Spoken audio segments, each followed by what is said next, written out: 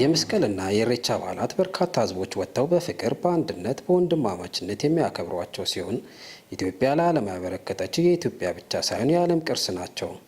በዛሬው ዕለትም በምርታና ማንሰራራት የታጀበ ህዝባዊ በዓላትን በጋራ እናክብር በሚል መሪ ቃል የኮልፌ ቀራኒዮ ክፍለ ከተማ አስተዳደር ከሸገር አጎራባች ክፍለ ከተሞች ጋር በመሆን ከፊታችን የሚከበሩ የመስቀልና የኢሬቻ በዓላት የህዝብ ውይይት መድረክ አካሂዷል።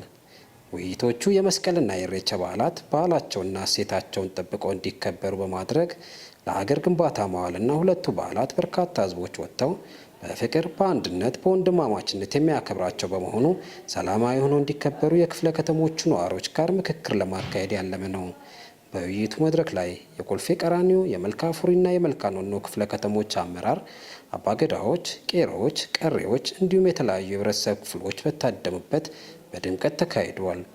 የኮልፌ ቀራኒዮ ክፍለ ከተማ ዋና ስራ አስፈጻሚ አቶ ቴዎድሮስ ወልደ ሚካኤል እንዲሁም የክፍለ ከተማው የብልጽግና ፓርቲ ቅርንጫፍ ጽህፈት ቤት ኃላፊ አቶ አሚሙ ሀያሌና በሸገር ከተማ የመልካ ኖኖ ክፍለ ከተማ የወጣቶችና ስፖርት ጽህፈት ቤት ኃላፊ አቶ ሚደቅሳ ገለቱ በውይይቱ ወቅት የኢሬቻና የመስቀል በዓልን እሴቱን፣ ባህሉን፣ ወጉን በጠበቀ መልኩ ሰላማዊ በሆነ መልኩ በድምቀት እንዲከበር መስራት ከክፍለ ከተሞቹ ነዋሪዎች እንደሚጠበቅ አስታውቀዋል።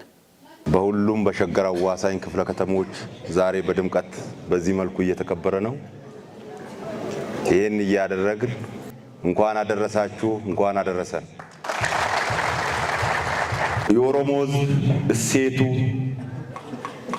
ባህሉ፣ ወጉ፣ ቅርሱ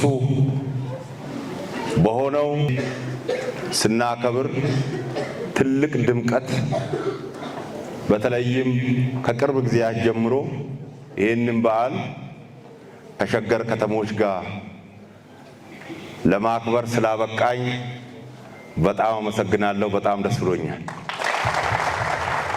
መልካ ኖኖ ፉሪራ ሐዋሶሶ አያና ከበጁ አስረት አርገምተን ወሪ መልካ ኖኖ ፊ ሸገርራ ደፍተን baga garaqee keessanii handhuura oromiyaa finfinnee nagaan dhufte jechuun barbaada. Kanatti aansuudhaan akkuma itti aanaan afyaa'ii ibsa babbareedaa nu kaasaa turan bal'inaan dhimma masqalaatii fi dhimma irreechaa ilaalchisee ibsa gaanu kana turani asirratti dhaabbannee yeroo hin qabnu waan ta'eef kutaa magaalaa Kolfee akkasumas aanolee lamaan irraa namoonni sanada kana ilaalchisee keessumattuu akkamittiin milkii ayyaanota kanaatiif socho'uu qabna, akkamitti dhimma keenyaaf dhimma walootiif haala kamii waliin tumsa gochuu qabna isi jirratti yaadota gaggabaaboo fudhannee ergama walii qoonnee har'aaf adda baanee jechuudha. Waliin mari'achaa turre waan ta'eef akka kutaa magaalaatti yoo waanuma ayyaanni dhufee fi nutti fakkaatiin kan jennu sana kaasee kanaafi warra Kolfee Qaraaniyoo akka nu galateeffattan barbaada. Ittaan suudhaan asii waan baay'ees kaasaniiru, mana keessaas kaasaniiru. Kaayyoon guddaan guyyaa har'aa fi kunis kan nuti walitti mari'achuudhaaf dhufne ilaa fi ilaameedhaa fi maraa fi marabbaadhaan gara fuulduraatti akkamitti tarkaanfannaa, akkamitti ceenaa kan jennu sana keessatti keessumaa hojiin guddaan dargaggoota keenya keessatti kan gahee guddaatu irraa eegama. Dargaggeessi humna jijjiiramaati, abdii egereeti.